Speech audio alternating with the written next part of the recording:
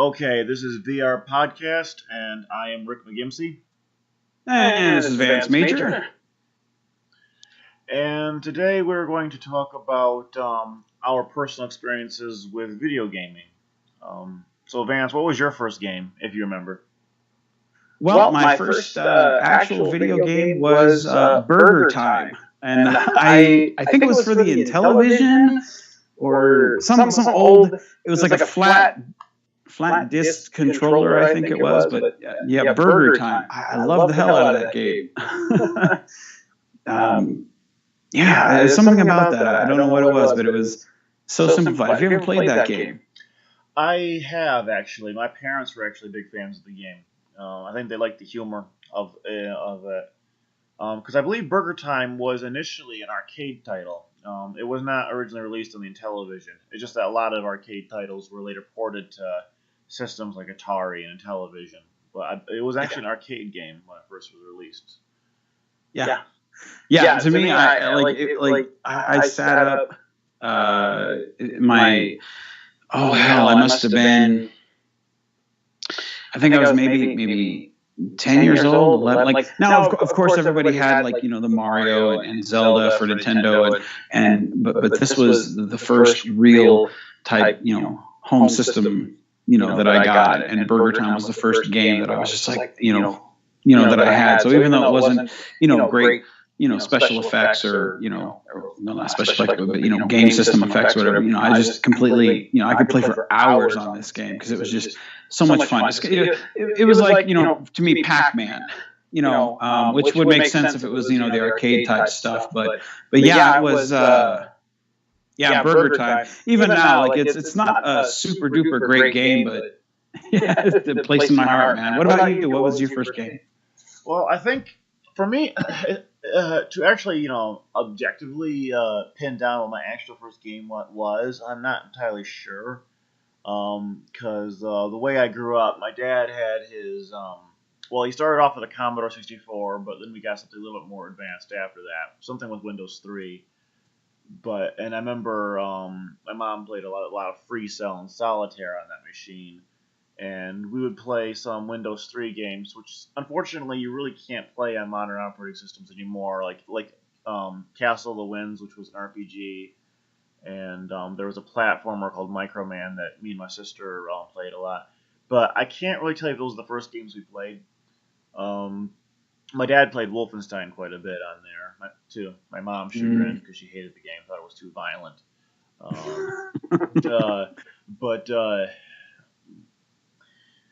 I think the first game that actually made a significant impression on me, as a young person, what games could do, was my cousins had a Super Nintendo, and they owned Donkey Kong Country, the first one, and I went over there and I was introduced to it, and it was a really, really fun game, and it's still one of my favorite games to this day. And I think as far as the first game that really, really made me interested in gaming, probably would be Donkey Kong Country. And later, me and my sister actually acquired that Super Nintendo along with Donkey Kong Country because my cousins got in trouble or something like that, and their punishment was letting their cousins have their Super Nintendo. So.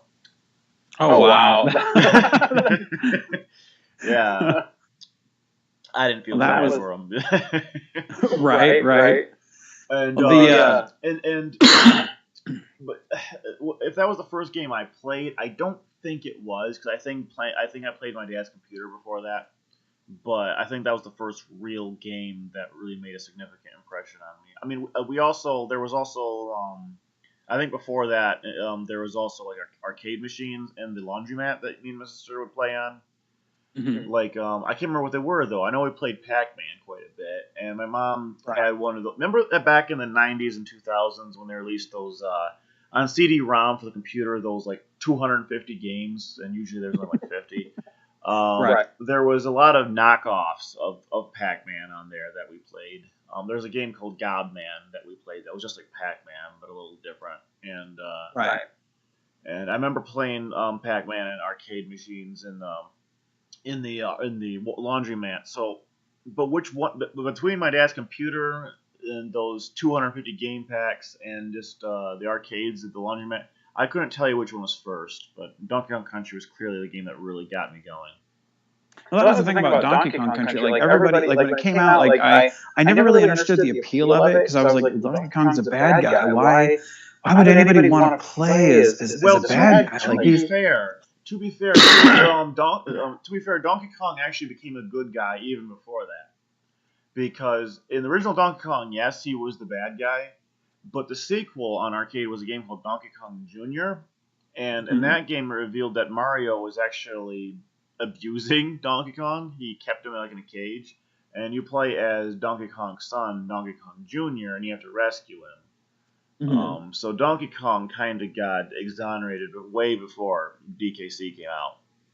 See, now I never knew any of that. That's interesting.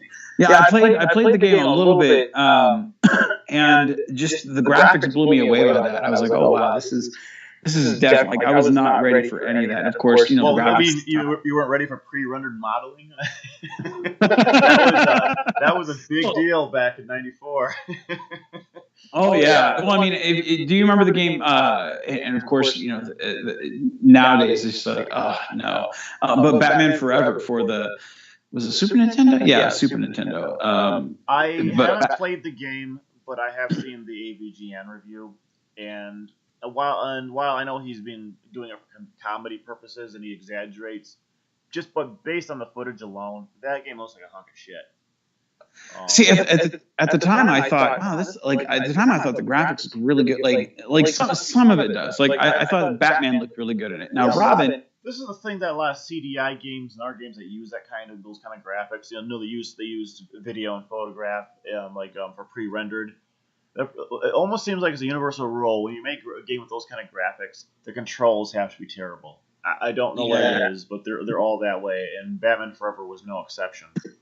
Yeah, that was especially like when you use your grapple hook. Like I don't know what the hell they were doing. Like it looked terrible because like he shoots his grapple hook, but he does like a porn hip thrust, and like that's where his grapple hook comes out of, and it's the most terrible looking thing there is. Now I know like Batman Returns for the Super Nintendo was really awesome. That was a great game, and that was more like an arcade game where you're running through the snow and you're punching stuff, and it was more like one of the Turtles 2, the arcade game, or Turtles 3 Manhattan Project. Like it was more like those where you could kind of go around the screen punching stuff and the enemies and whatnot. I only played Turtles in Time, which was fantastic, but that's the only Turtles game I ever played. It's pretty similar to that one, just in terms of play style. So it was a beat 'em up. Right, pretty much, yeah.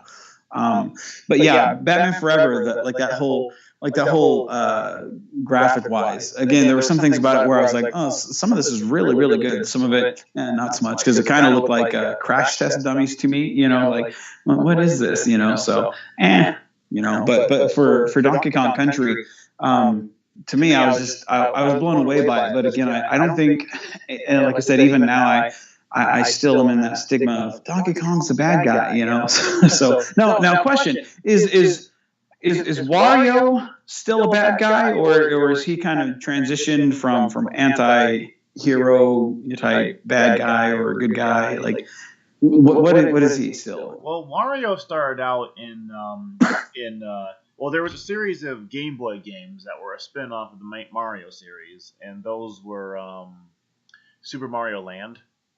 Mm-hmm. And I believe Wario was introduced in like the third game, and it became Super Wario Land, and he kind of like took over the series, and he had his own series of platformers.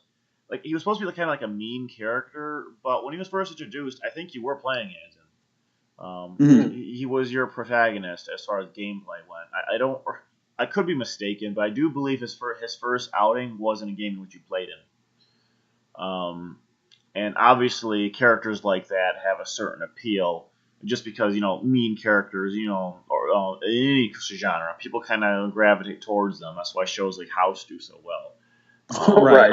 Or a lot of times there's a character on Stargate SG-1 who's like a real, or maybe it was Atlantis, but he's like a real jerk, and he's like the breakout character. And it seems like that's kind of how people are. So characters like Waluigi and Wario and even King Koopa, they're really popular go-to characters for like Mario Kart. People just kind of love that shit, you know. Right. And that's why we have games like Grand Theft Auto. I think there's a certain appeal to being naughty without getting in trouble, and doing stuff you normally wouldn't do. Yeah. But I don't know if I would call Wario a bad guy. I think anti-hero would probably is a better description of him. Right on. I remember one game like as a kid. A game that I kind of gravitated toward, of course, I think most kids did. As my age was the Mario series, the Mario 3. Because I remember when I was a kid in California, it was a very simplified commercial, but it was one kid chanting Mario, Mario, Mario, and then it would back out, and then there would be like maybe 5 kids surrounding this one kid, and it was them chanting Mario, Mario, Mario, and then the camera would pan back even more. Now it was like 1,000 kids all chanting Mario, Mario, and then it was all of America chanting, and it was like a big Mario face in the middle of America, and it's like, what the hell is this?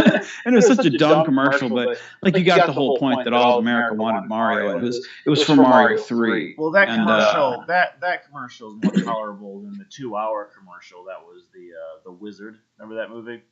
that also was made to pretty much advertise Super Mario Bros. 3, because I don't know if you remember, but that movie came out before the game was released. So that was the world's first look at the game, like footage. Well, and the cheap plug for the Power Glove that it had. That was abnormally creepy. How that useless item. Well, that stupid kid in that movie says, it's the Power Glove. It's so bad. And I'm inclined to agree, but I don't think in the way that he meant. It's an awful peripheral. In fact, the NES NES was a great console, but it had some of the worst peripherals that Nintendo ever had. And I think I had the most peripherals too of any Nintendo console. I don't think any console had more peripherals. I think Wii came close, but NES had a ton of peripherals. Some of them were third party, and a lot of them were just garbage. Yeah, it's slung. That's the thing. It's slung a lot of shit to see what stuck. And it's the thing. Like the thing about it is like because nobody knew at the time. Like now, you kind of have hindsight to look and say, well, this hit, this missed, this missed, this hit, this missed. But at the time, you didn't know because that was back in the good old days in which people took time to see if things hit or miss. Nowadays, you release something and you already plan a successor before you see if it's successful or not.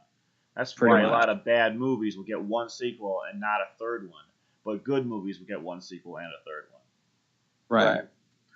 No, that's yeah.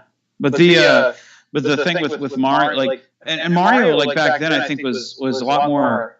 Like even though like Mario has a lot of of course it's spun off with Mario Kart, Mario Golf, Mario Party. But back then, like I lived for the cartoons, the Mario cartoons, because they had the Mario Super Show. You had Mario 3 on Saturday mornings. There was Super Mario World Show too.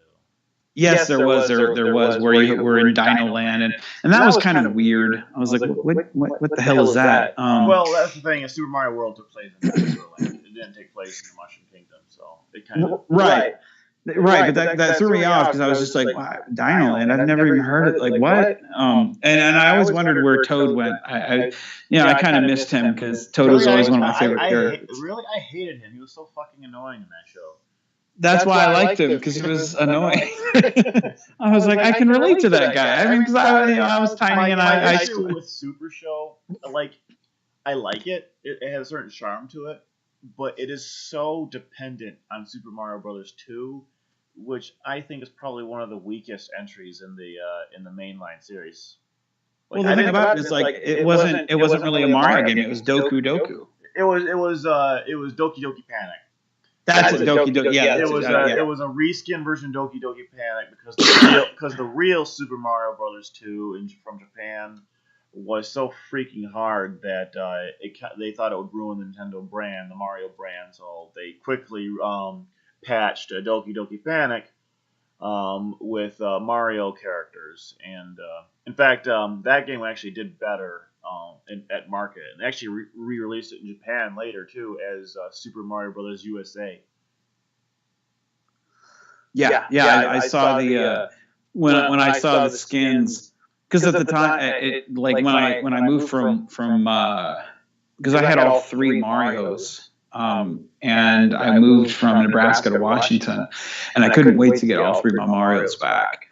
And like at the time, Mario 2 was my favorite. And this, when I first heard that Mario 2 wasn't actually a Mario game, I felt betrayed. Well, it is. It is a Mario game. It's just the origins weren't. No, but it's actually not a bad game. As I said, when I say it's the weakest, I don't mean it's terrible.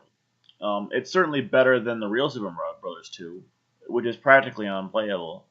The first one, my favorite of the NES library would be Super Mario Brothers 3, but of the entire series, my favorite, which is also my first one that I ever played, was Super Mario World for the SNES. I actually bought that at a church garage sale after we got that SNES from my cousins. Me and my sister bought some more games. We bought Donkey Kong Country 2, and we bought Super Mario World, and as a kid, I actually 100% the game, got every secret, and same thing with Donkey Kong Country. It's weird how it is nowadays. A lot of adults can't handle old Nintendo games, but when we were kids, we had no problem 100%ing those games. Oh yeah. Well, the thing I enjoyed about those games, and at the time I found it frustrating, but I think it made you a better gamer, was the fact that you didn't really have the save feature on, like, say, Mario 3. So you had no choice but to keep playing the same levels over and over and over. So you got better at those levels. So you can kind of breeze through it. But like Mario World, you could kind of save it. But like nowadays, Mario Brothers 3 had a save feature, but it was I don't think it was at certain points, and you had to play a lot of levels over if you kept dying. But then there was Super Mario Bros. The first one. Like in its original release, there was no saving at all. You had to play that game in a single sitting or not at all. Later ports would release a save feature you could use like after you completed a world, but when it first came out, there was no save feature. Yeah, I think the best thing about the Mario games was the fact, like, I think Mario 3 was probably my favorite game, just because the fact that it took Mario 1 and it made it better in the right ways, but it didn't make it too hard. It gave better power ups, it gave more, but it didn't make things so convoluted. It was just a really fun game. You had more worlds. If you could rank classic Mario going from Nintendo up to Nintendo 64, no further, because I think when the series started dying out was in the Sunshine era. If you ranked the games, so the main games from Nintendo era to 64, how would you rank them? Let's see. So the Wii, that's after 64, right? Well after. That was actually after GameCube. Okay, so 64 is okay. So it goes Nintendo, Super Nintendo, and then Nintendo 64, right? Yeah. Okay. So my personal favorite would be Mario 3. Yeah, that's one. Then Mario World. 2. Then probably Mario 64. Okay. Mario 2. And then probably Mario. Okay. And then I don't include the lost levels because that's you wish they stayed lost. Not fun. For me, what about me?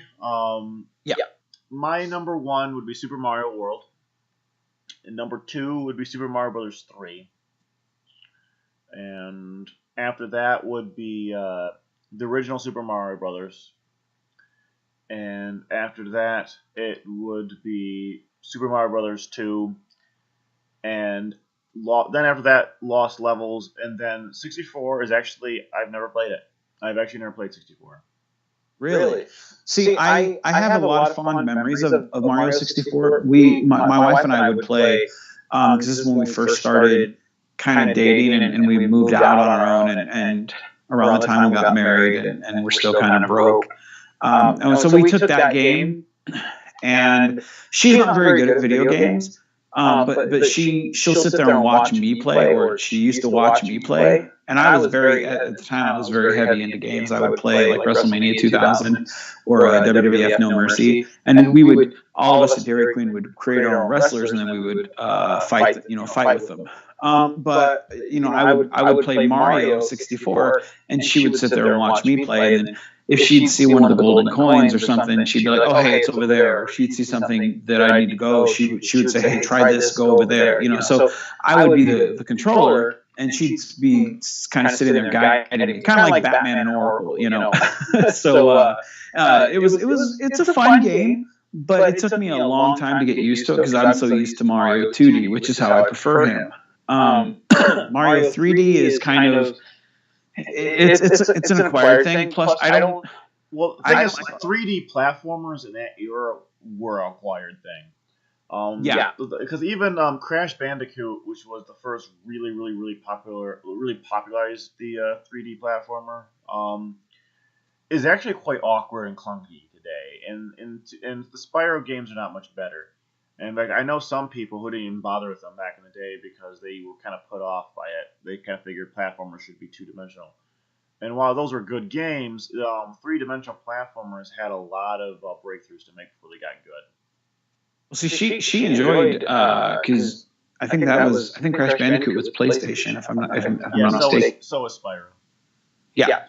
But she actually loved Crash Bandicoot. Like I said, she didn't play very often. She's not very much of a video gamer, but that was one game that she tried because she thought the character looked cute, so she would play it. And she actually got pretty good at it. Which blew my mind because I'm like, wow, it's something she actually likes. So and my thing is always like, it's something you like, let's stick with it. But she actually liked Crash Bandicoot. So to me, it wasn't really my cup of tea, but I was like, why not? I'll play it. I didn't really play them that much. I grew up with Spyro. Probably the first 3D platformer I ever played was Spyro 2. I also grew up with a lesser-known trilogy of Australian 3D platformers called for the PlayStation 2. They were called Ty the Tasmanian Tiger, and we played those a lot when I was a kid. They blew me away when I was a kid because I didn't play a lot of games like that back then. However, now that I'm a little more acquainted with video games, those games are actually not innovative. They're pretty much just a cut and paste sort of platformer. Nostalgia is the only thing that probably give them any appeal to me nowadays. I'll tell you one game system that didn't, or I'll tell you one game franchise that really didn't transform or translate into the 3D. It was Castlevania. Have you ever played those games into the 3D for the N64? I actually never played a Castlevania game, period. I have all the, don't tell Nintendo, but I have all the ROMs. I have all the ROMs on my PC, and I can play them anytime I want to, but I never really got into them. You have to understand, I grew up in a poor family that was also very religious. And so even if they could, so basically my parents would not have approved of this game that they couldn't afford anyway. And so I didn't really play. Still there? Yeah, I'm here, brother. I haven't really played Castlevania. In fact, as I said, most of the things I was exposed to as a kid has been very sporadic. Like with the Super Nintendo, we had those. As far as the games me and my sister acquired, they were pretty much on us for personal choice. My parents stopped gaming back in the arcade days. My dad dabbled with the computer a bit, played games like Wolfenstein, but didn't do much else. So they didn't really have that background to introduce us to games. And so coming from that background, really, we didn't have a lot of exposure to games. Like the name Castlevania, I've heard of it. Like I had heard of it when I was a kid. Like there was, I heard about Symphony of the Night. I think that's probably one of the most well-known ones. Mm-hmm. But I never really played it. And like I heard of Doom, but the only reason I knew about Doom was, sadly, my first introduction to that game was actually through Columbine. Was what now? Well, the Columbine shooters were big Doom fans, and so there was a lot, a lot of controversy over the games. And after that shooting, and the topic of violent video games became kind of an issue, and that was actually my first introduction to the series. Was actually through the news. See, now I enjoyed games like Wolfenstein and Doom and stuff like that. I played it for the Doom. PC. And nowadays, I love Doom. I've actually, I actually first started playing Doom maybe 2 years ago, and which is not that long ago. But I for some reason that series of games really grabbed onto me, and I started downloading all the different WODs too, like fan made maps and stuff like that. I really got into Doom, and I actually now play them all on like ultra violence now, and pretty proficiently now. I'm actually a pretty good Doom player. Yeah, I think the whole thing about that scenario is it's like you get like lost and immersed in that world, and it's at the time, like I was, I hadn't really, because like you, I had grown up, religious family and whatnot, and I felt sneaky watching the movie Alien. So when I was playing Doom, like I felt like I was kind of lost in that world, and it's just such a great, just looking at the environments, like you could almost just sit there and look at the world without even shooting anything and just enjoy yourself, just because for the creep factor. And I think the Castlevania games, like that was kind of the same thing there was just the story. Your experience with Doom was quite different from mine too. Then, because when I play Doom, it's impossible not to shoot anything. Everything's so fast paced, you really can't immerse yourself. See, I put mine on the easiest because I'm not very good at it. But say you put yourself on the easy mode, where there's like the enemy count is like 2 per map. You could probably wander around explore in that mode, but I always go for the fast paced gameplay, and I was never any good. I mean, I'm sure it'd probably be different if it was, like a Nintendo controller or something. But when you're on a computer and you're not very good, and your keyboard sticks all the time anyway, and you're because you're dripping. This is where you and I are different. I actually struggle with Doom on controller. Like I have them on Steam, and I play them through a source port for better performance, but I still play them on PC. And I prefer the keyboard. The mouse gives you more precise aiming for one thing, and it's more comfortable.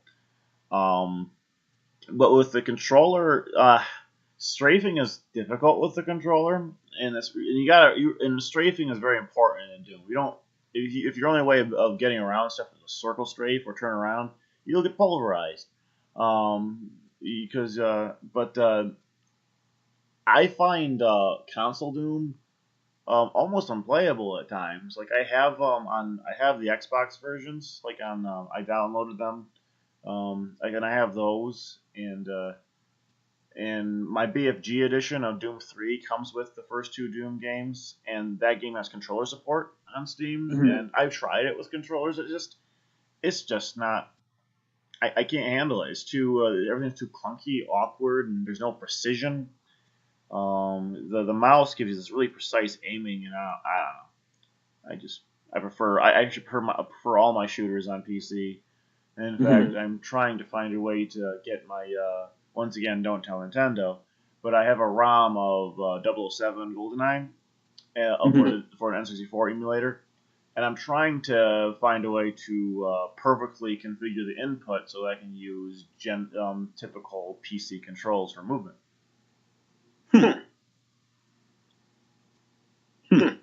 Yeah, I'm not good at all. Like, dude, if there's the easiest way for a game, I'm like, yep, there we go. If I'm not, my little brother Pete, he's like, and he's fiddling all over the screen, and me, I'm still trying to press the button, like which one fires? Like I'm unplugging his controller, like because we played like Battlefront, and I don't know which one. But we've played all of them, and I'm usually behind him trying to avoid people shooting me. You know about Star Wars Battlefront? Star Wars, I'm not good at all at that game. There's only one good Star Wars Battlefront game. Yeah, I don't know if that was the one or if it wasn't. I don't know. Were you able to play periodically as famous characters from the series? Like, was there a hero mode where you could temporarily play as like Luke Skywalker or Darth Vader or the Emperor or something like I don't remember. I don't remember. I don't think so. Maybe. The first I don't. The first Battlefront was basically just this map pack, and there was no campaign.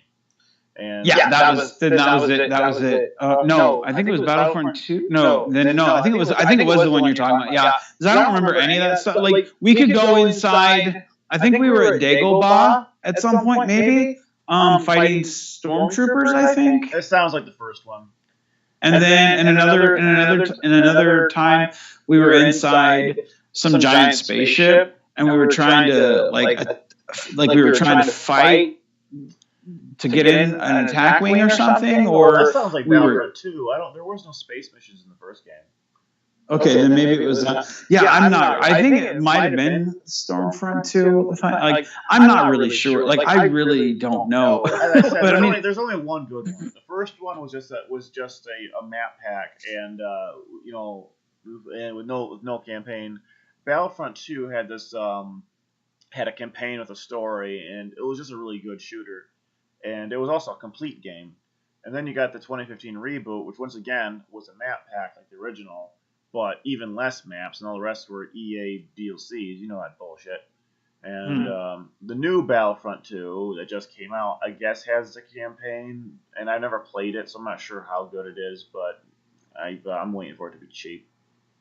Yeah, it was a lot of fun. Like I said, I just wasn't any good at it, and we had spent a couple of nights, just shooting them up and whatnot. And like I said, we spent a good couple of hours playing it, and like I said, I would kind of try to stay behind him, let people shoot him, so I could try to last a little longer. But I wasn't any good at it. But I was like, man, this is a lot of fun, But again, this is stuff that when. Stuff that when I was a kid, I'm like, man, I could only dream to, shit like this, Well, if you like Star Wars shooters, like Star Wars themed shooters, the best of the bunch would probably be the Jedi Knight games. Mm-hmm. The first one was called Dark Forces, and it's made in an engine very similar to Doom, and you play as a rebel shooting stormtroopers, but plays like Doom. But then in the sequels, he becomes a Jedi, and so in addition to blasters, you use a lightsaber at a certain point, and all those games are pretty good. Well, I know there was another one that I played, and it was, what was that real famous one where you're that apprentice to Darth Vader? Force Unleashed, and those guys are. The thing is, those games are so fucking short, though, and the campaign is just so short, and I don't really like those games that much. The gameplay's fun, I guess. Maybe the first couple times, crunching an ATS into a ball is kind of fun, but it just loses appeal, and they're so short. I swear to God, the second one was so fucking short. I'm pretty sure I could have just played in the time it took me to actually buy the game and drive home with it, I probably would have beaten the game already. It was just such a short game. And also the story for this series has all these contradictions that really, really, well, as an EU fan, it just kind of makes it a very hard game to reconcile. Now that everything is non-canon, I guess it might be easier to swallow now. But back in the day when they came out, most EU fans did not take to Force Unleashed at all. Yeah, it was. I don't know. I enjoyed the fact that it was. The character reminded me of my boy Sam Witwer. The guy who played Doomsday from Smallville. Well, that was Sam Witwer. That's probably why. Was it? Yes. Oh. He's also the voice of Darth Maul in the Clone Wars TV series. Oh, right on. Mm-hmm. He's actually he was actually very much involved in a lot of Star Wars animated projects and voice work. Well, that guy sure gets around then. Oh, yeah. No. Let me ask you this: Have you played the classic? And this is going back to old school Nintendo. Have you played either classic Final Fantasy, the first one, or like those Legend of Zeldas from back in the day, back then? Not Legend of Zelda so much, but when you ask me, am I a fan of Final Fantasy? It's like, are you kidding? I own all of them. I actually I didn't play them on Nintendo, but I have the PlayStation versions of the Final Fantasy Origins. Yeah, I have that. I have 3 on DS. I have 4 in the Chronicles pack that comes with Chrono Trigger, and I have the DS remake of 4. I have 5 and 6 in the anthology set. I have 7, 8, and 9 on the original PlayStation. I got I got 10 and 10-2 in the HD remaster for PS4, and then I got a physical copy of 11, even though can't play it. I got 12 on PS2. I've got 13, 13.2, and 13.3 on 360. I have a PS4 copy of 14, and I've got 15 on PS4. And I got Type 0 and some of the side games, too. I'm a big Final Fantasy fan. And I also like Dragon Quest quite a bit as well. See, I had... the first Final Fantasy, that was my first RPG. Like, I mean, of course I played Legend of Zelda, but if I'm talking about Zelda's real... not an RPG. Okay. Some people consider it. Some people don't. I'm like, people that consider an RPG actually don't play RPGs. There you go. But that's what I was gonna say. Final Fantasy is what I consider RPG. Like when you go to like Dragon Warrior, I consider it's RPG. Well, Dragon Warrior and Dragon Quest are the same thing. What's that now? Dragon Quest and Dragon Warrior are the same series. They the first 7 games in America are released as 1 through 4 and 7 are released as Dragon Warrior. Yeah, they're great game. I love like that. Like that. The biggest compliment you can give someone is I will keep buying the same thing over and over and over, even though I know there's nothing different. Now, Final Fantasy. What's that now? So like Call of Duty fans then. Right. Like I have bought Final Fantasy. I bought Final Fantasy Origins. I have, I've bought the same game. I've lost my copy. I've rebought it several times. The same thing about Origins. I think I bought that game 3 times because I've lost it. You can play the first Final Fantasy on anything. I think the only systems that don't carry Final Fantasy, like early ones, are probably Xbox systems, but everyone else has them. There's such an easy game to acquire. Right. And the thing about it is, like, it's still like it still holds up because it's just such a great game. The only thing that sucks about it is the fact that it takes so long to boost your people up. But again, like Final Fantasy 2 and 3 were worse for grinding though. Really? 2 uses the Elder Scrolls style leveling system where basically you only level the stats you use. Mm-hmm. So basically, swing your sword, your sword skill it goes up. Your health and HP only goes up when you take damage. Your armor rating gets up. So basically, in Final Fantasy 2, your levels are based on what you actually use. So if you say you never cast fire, like you just never cast it, by the end of the game you'll have very weak fire skill because you never practiced it. Oh, that's kind of sucky. Yeah, and there was actually a really funny way to exploit the leveling system in game. Was simply pick a fight with weaker enemies and spend the whole time beating your own party up instead of the enemies. And that way, your armor and health stats would go up by the end of the battle.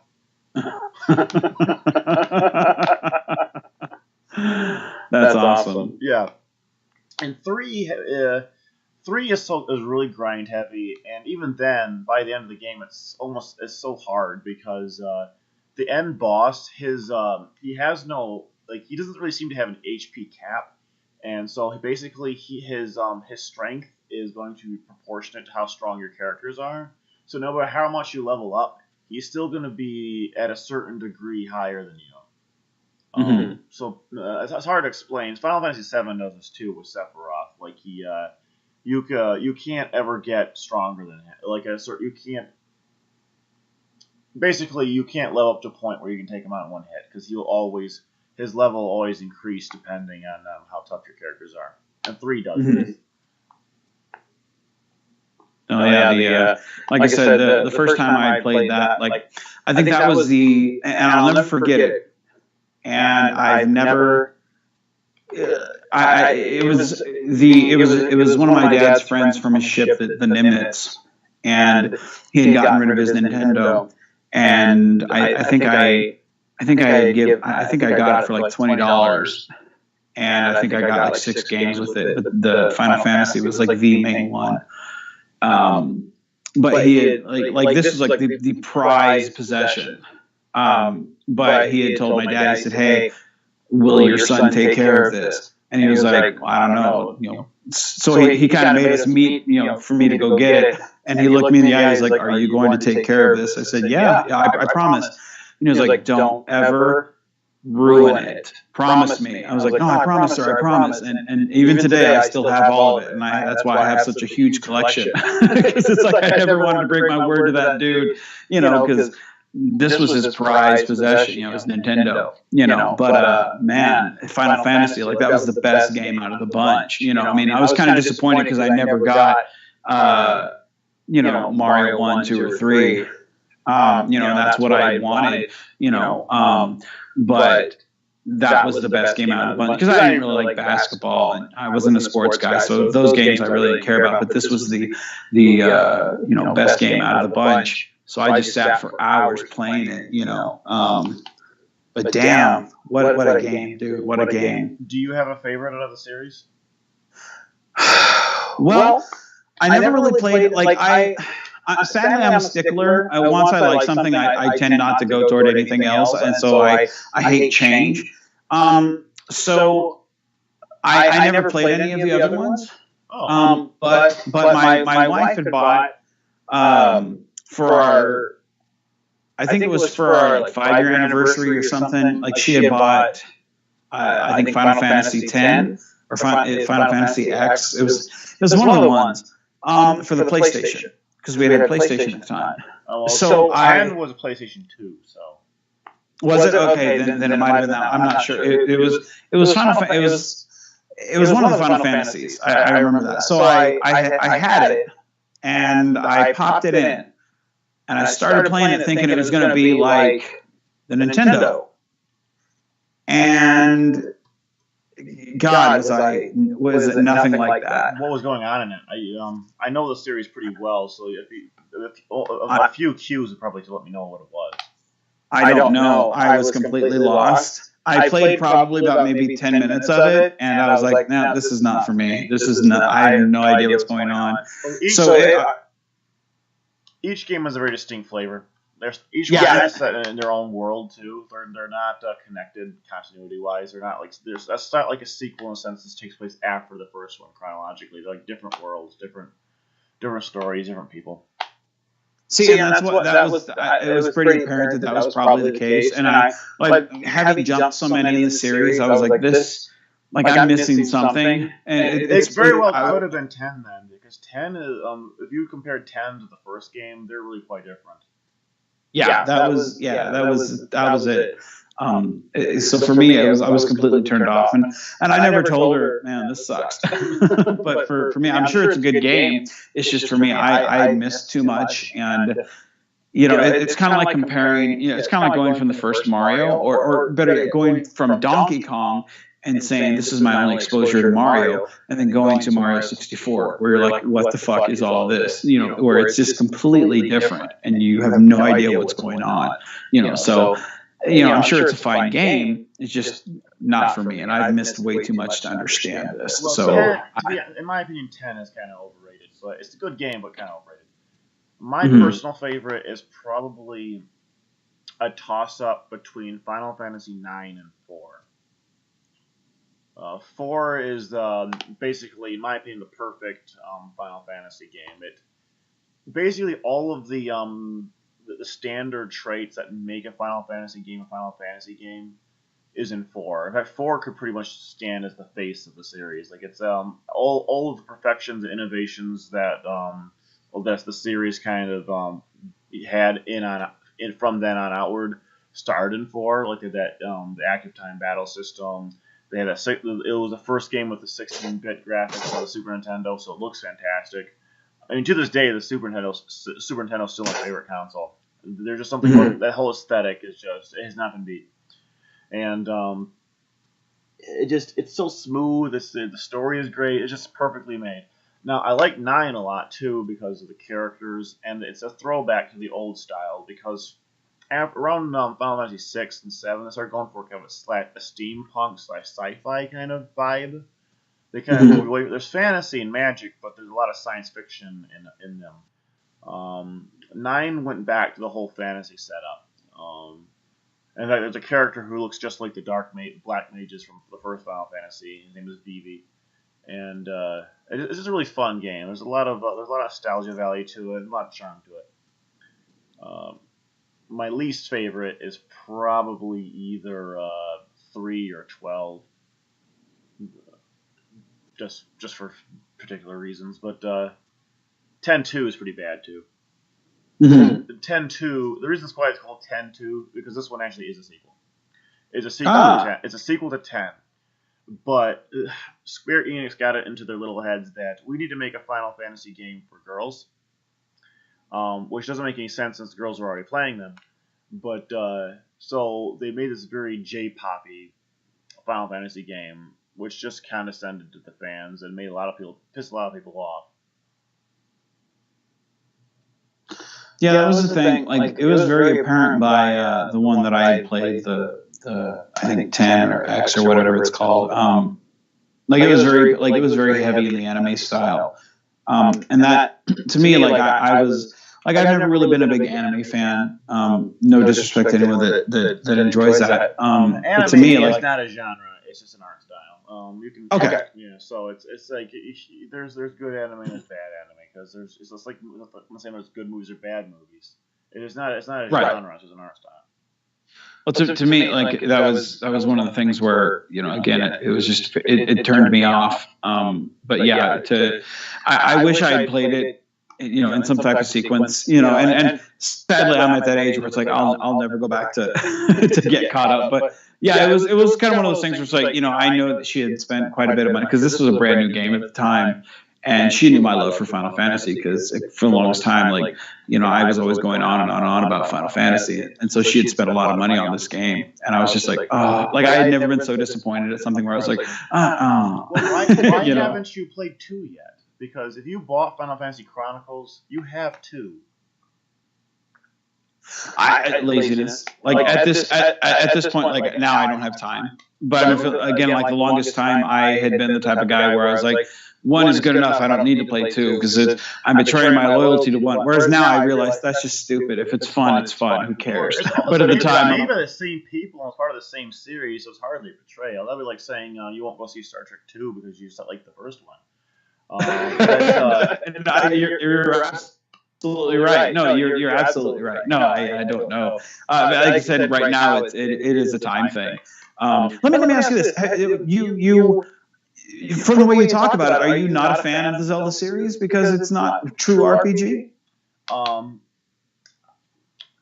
I will not criticize something for being what it's supposed to be.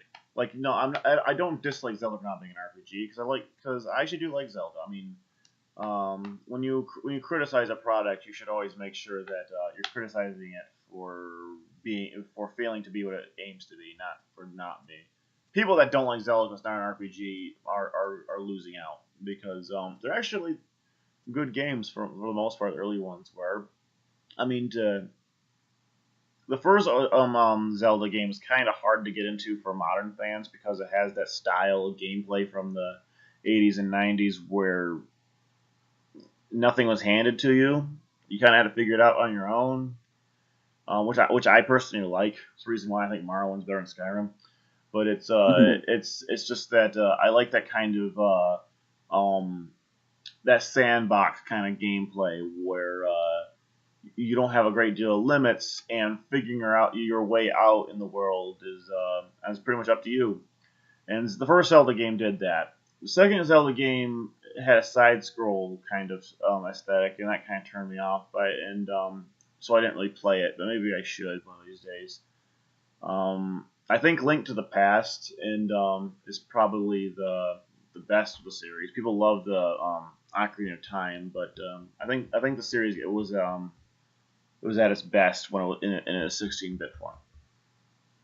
I think the thing that is kind of thrown off among modern Zelda stuff is the fact that it gets lost in its own timeline. But I think each Zelda game, if you take it on its own, instead of trying to figure out how everything links up, no pun intended, I think there are good elements to take from most of the games. And of course, there's bad with each game. You know the CDI ones? What's that now? With the CDI ones, those are pretty bad. Which ones? The ones for the CDI. Remember the Philips CDI? No. Remember those Zelda games? Vaguely. Who doesn't? Those are so memorable. Yeah.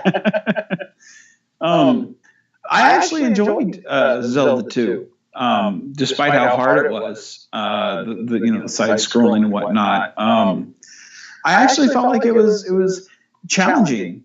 I mean, some people said it was too challenging and it was too hard. But I actually enjoyed it. I found it. I found it kind of a pleasure to just kind of sit there and see if I could beat it. See, this is my perspective. This is my perspective. There is no such things as games that are too easy and too hard. There are games that you're good at, and there's games that you're not good at. Mm-hmm. And a lot of those early games were made in an era in which games were made for kids. And now kids, the only thing they had to worry about in their day-to-day lives was homework and school. They didn't have much going on, which means they had time to delve into these video games and hack away at them for hours, the way adults don't. And the reason why arcade games are so hard is because they wanted you to put a lot of quarters in the machine. But in the early console days, those games are hard because gamers could afford to spend a lot of time with them. Nowadays, the majority of gamers are adults, and these people have jobs. They have things to do, and they don't want something that leaves them staring at the same screen over and over again. There's no more marketability for that. People want something that gives them something they can really, really delve into. That's why open world games that are not too difficult, like Skyrim or Grand Theft Auto 5, are so popular. It's because they're not difficult to play, and there is so much variety that you can actually put in a couple of minutes to 30 minutes to an hour, just whatever time you have, and actually get something out of it every single time. Games like Zelda, the original Dragon Quest, games where you really had to spend a lot of time playing them just to make any progress, or games where you had to almost like earn your way up. Those hard, quote unquote hard games. Those are games for people that didn't have anything else to do. Yeah, you're absolutely right. Like I would spend 2-3 hours easy on Zelda 2: The Adventure of Link. Like I said earlier, I don't know if I would be able nowadays to actually 100% a game like Super Mario World or 3 the way I could when I was a kid. I could do that when I was a kid, but there's a lot of things I did as a kid that I can't do now. In gaming, I mean. Yeah. No, you're right. You're right. Well, let me ask you this before we cut it out, because we've been at this for just about maybe an hour now. So I think it's a good time to kind of cut it off. Let me ask you this. 26 seconds. What's that now? 52 minutes and 29 seconds. Right on. Let me ask you this. What is your all-time, if you were on a desert island with electricity that had access to a video system, what is your all-time favorite game that you could play over and over and over again? And why? Well, since if you simply said all-time favorite video game, I would really struggle because I have a lot of games like equally. But a game that I could actually go back to over and over again without tiring too much would probably be Doom. Specifically, Doom and Doom 2 as a single campaign. I replay those games like 2 or 3 times a year. Every few months, I will end up reinstalling Doom and Doom 2 and playing through the whole campaign. Now is that I think the best game I've played? No, I think I like Final Fantasy series better. I think I actually like I love Super Mario World quite a bit, and I might, if I had to really think about it, I might say I like that game better than Doom. But if you have to give me a game that I could actually not get tired of and just keep playing and really enjoy, just give me Doom and Doom 2. Right on, man. What about you? I think for me, I think when I was locked on a desert island and I was playing something, I think for enjoyability factor, I'd probably have to do the Mario Kart 64. I think for just replayability, I think that's maybe not the most bang for your buck, but I think it's probably a lot of fun. I'm not sure I would want a multiplayer focused game on a desert island by myself. Well, I mean, you've got the computer there, so you can play against the computer. So I mean, it's But I think I'd probably do that one. Just because it's I don't know, it's a lot of fun. You get the shells and you shoot it, and to me, it's like you can always beat your best time. You can always beat the other, the computers, But yeah, I do see the fallacy of getting a multiplayer game on a desert island by yourself, But yeah, I would say for my favorite, I would have to say maybe. I'd say maybe Mario 3. Okay. Would probably be my favorite game, just because it's got that nostalgia. I can't even come up with a favorite game. Like, if you ask me what my favorite games, if you ask me what my favorite games were, like the ones that are always kind of all up there on the top, I could easily give you Doom 2 together, a single campaign, Super Mario World, the first BioShock would be up there, and I would probably put up Donkey Kong Country as well. And, of course, Final Fantasy 4 and 9, of course. Those would all be up there. But and those would just be kind of this homogenous thing that I would call my favorite game, because I really can't separate one and tell you what was my absolute favorite of the bunch. Especially since it's a mood thing. There are days in which I just want to blow shit away, and then there's days I want to play an RPG, and there's some days where I just want to jump around and do a collectathon. So my favorite game would probably change. You asked me what my favorite movie was, I could tell you what it was, but when it comes to games, it's really difficult to pin it down. Yeah, I think mood has a lot to do with it, because, like you said, sometimes you're in the mood for this or that, RPG, or blow them up. Yeah, no, I get you. But all right, man. Well, I think we're out for time for the night, so I think this time we'll actually cut it off on a nice note and say goodbye to our audience instead of quick cutoff. So, all right. Well, this has been Rick McGimpsey of VR Podcast and Vance Major, and we'll see you guys next week. Bye.